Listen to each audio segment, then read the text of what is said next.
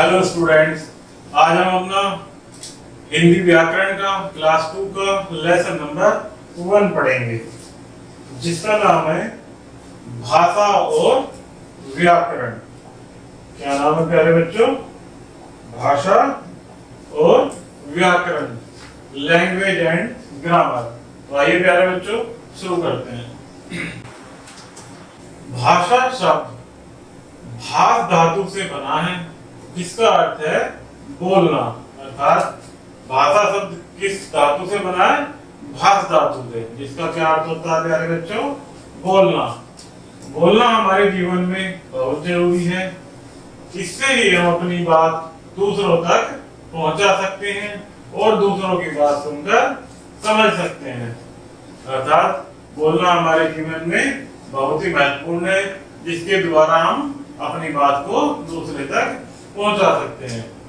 ये इसमें कुछ पिक्चर दी गई है प्यारे बच्चों, जिनके बारे में नीचे लिखा हुआ है। आयुष और प्रणव अपनी बात एक दूसरे से कह रहे हैं। इसी प्रकार प्रधानाचार्य बच्चों को अच्छी बातें बता रहे हैं। नेहा अनसू से मोबाइल फोन पर बातें कर रही है। आपने देखा कि ये सभी लोग बोलकर अपनी बात दूसरों तक पहुंचा रहे हैं। भाषा के इस रूप को मौखिक भाषा कहते हैं। अर्थात बोलकर अपनी बात दूसरे तक पहुंचाने को क्या कहते हैं प्यारे बच्चों? मौखिक भाषा। अध्यापक लिख रहा है और बच्चे उसे पढ़कर समझ रहे हैं। यह भाषा का लिखित रूप है। इसे भाषा का लिखित भाषा कहते हैं। इसे लिखित रूप को क्या कहते हैं? भाषा क्या? लिखित रूप। बच्चों, इस संसार में सभी प्राणियों जीव जंतुओं के लिए भाषा बनी है। यदि मानव की एक भाषा है, तो जीव जंतुओं की भी अपनी कुछ बोलियां हैं, जो वे ही आपस में समझ सकते हैं। अर्थात जिस प्रकार से मानव की भाषा प्यारे बच्चों, उसी प्रकार से जीव जंतुओं की भी अपनी बोलियां होती हैं, जो कि वे आपस में ही समझ सकते हैं। आइए जाने किसकी कौन सी बोली है। जैसे आपका एक कुत्ता होता है, ये क्या बोलता है? भों भों। इसी प्रकार तोता कैसे बोलता है? टाय टाय।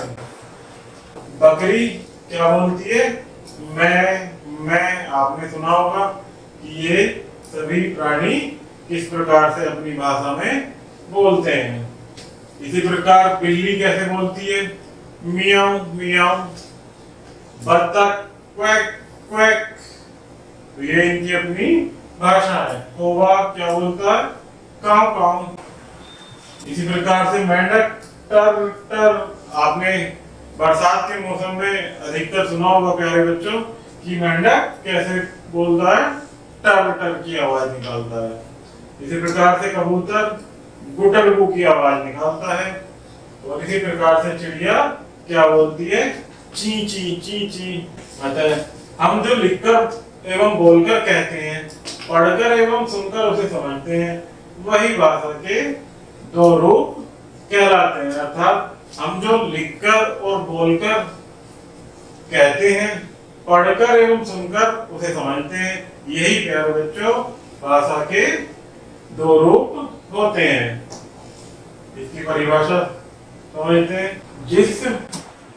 जिस साधन द्वारा मनुष्य अपने भावों को दूसरों पर प्रकट करता है और दूसरों के भावों या विचारों को समझता है, वह भाषा कहलाती है। अर्थात जिस साधन द्वारा मनुष्य अपने भावों को दूसरों से प्रकट करता है या कहता है और दूसरों के भावों या विचारों को समझता है, उसे क्या कहते हैं? भाषा। भाषा के रूप। तो प्यारे बच्चों, भाषा के दो रूप होते हैं, एक मौखिक और एक लिखित।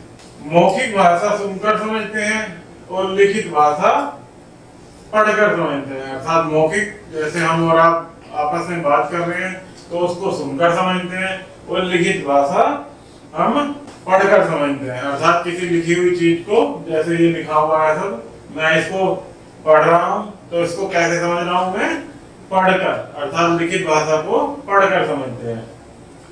हमारी भाषाएं, हमारे देश में कई प्रकार की भाषाएं बोली जाती हैं, जैसे हिंदी भाषा, पंजाबी भाषा, मराठी भाषा, तमिल भाषा, मलयालम भाषा और गुजराती भाषा।